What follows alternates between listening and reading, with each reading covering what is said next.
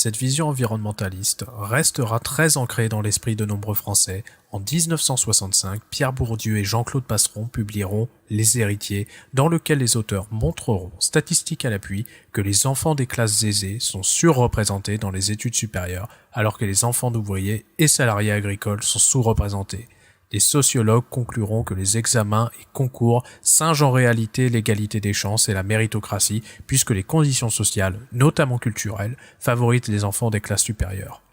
La cécité aux inégalités sociales condamne et autorise à expliquer toutes les inégalités, particulièrement en matière de réussite scolaire, comme inégalités naturelles, inégalités de dons.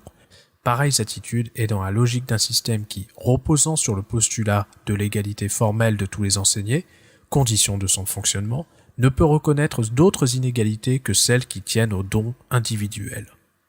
Pourtant, ces résultats pourraient aussi s'expliquer par la transmission et l'hérédité d'aptitudes cognitives innées au sein des classes supérieures.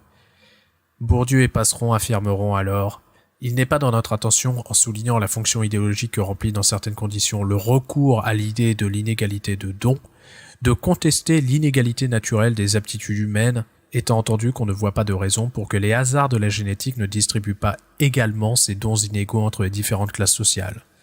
Donc les auteurs ne nient pas qu'il existe des dons innés chez certains mais pas chez d'autres, simplement ils ne voient aucune raison pour que ces dons soient davantage présents chez certaines classes sociales.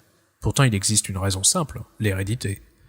En Occident, toute hypothèse alternative à la causalité environnementale est rejetée ou assimilée à une vision essentialiste, raciste, d'extrême méga-giga-ultra-droite, voulant légitimer le système de domination en adoptant une vision biologisante de la société humaine.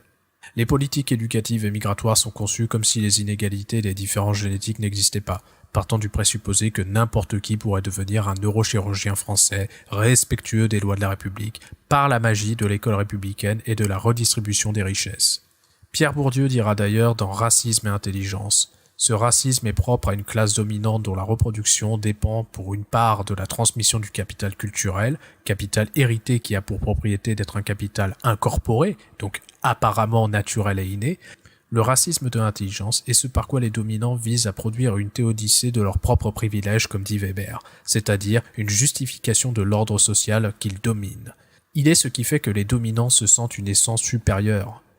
Tout racisme est un essentialisme, et le racisme de l'intelligence est la forme de sociodicée caractéristique d'une classe dominante dont le pouvoir repose en partie sur la possession de titres qui, comme les titres scolaires, sont censés être des garanties d'intelligence et qui ont pris la place dans beaucoup de sociétés, et pour l'accès même aux positions de pouvoir économique, des titres anciens comme les titres de propriété et les titres de noblesse.